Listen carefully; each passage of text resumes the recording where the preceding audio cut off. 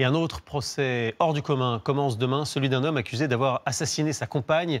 Le corps est longtemps resté introuvable, mais grâce à une machine spéciale et sophistiquée, le corps a fini par être repéré, caché dans la maison, sous une dalle de béton.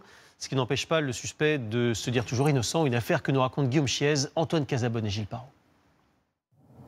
D'Aurélie Vaquier restent ces vidéos postées sur les réseaux sociaux. Et coucou, j'espère que vous allez bien. Une femme joyeuse, parfois impulsive selon ses proches, mais incapable de partir sans donner de nouvelles. Il y a 3 ans pourtant, Aurélie disparaît.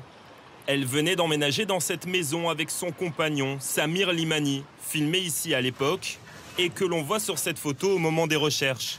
Au fil de l'enquête, l'homme est soupçonné de brouiller les pistes en utilisant la carte bancaire et le téléphone de la jeune femme.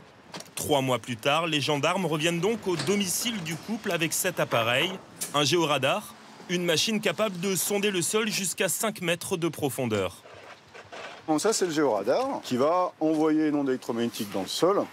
Et cette onde électromagnétique, elle va se propager et se réfléchir lorsqu'on va avoir des changements de matériaux dans le sol. Les gendarmes se servent de ça pour pouvoir éventuellement localiser soit des corps enfouis, soit des caches d'armes, toutes choses qui peuvent être dans le sous-sol et qui n'ont pas à être là. Et concrètement, voici comment les enquêteurs ont retrouvé le corps d'Aurélie Vaquier chez elle.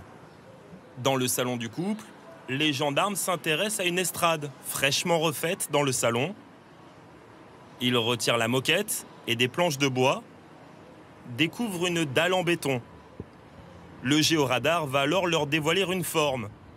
Il s'agit bien du corps de la trentenaire, enroulé dans une bâche, sur laquelle se trouve l'ADN de son compagnon. Un sarcophage selon les mots du procureur de la République. Samir Limani est immédiatement placé en garde à vue. Effondré, le frère d'Aurélie réagit. De me pleurer dans les bras, de venir chez moi, alors qu'il avait fait ça, c'est inconcevable. Après 2 années d'enquête, les juges d'instruction ne sont pas parvenus à déterminer le mobile du meurtre de la jeune femme. La famille est toujours dans l'attente de réponses. Pourquoi Aurélie a été tuée? Et surtout, la question qui les taraude tous les jours, toutes les nuits, était-elle vivante lorsqu'elle a été enterrée?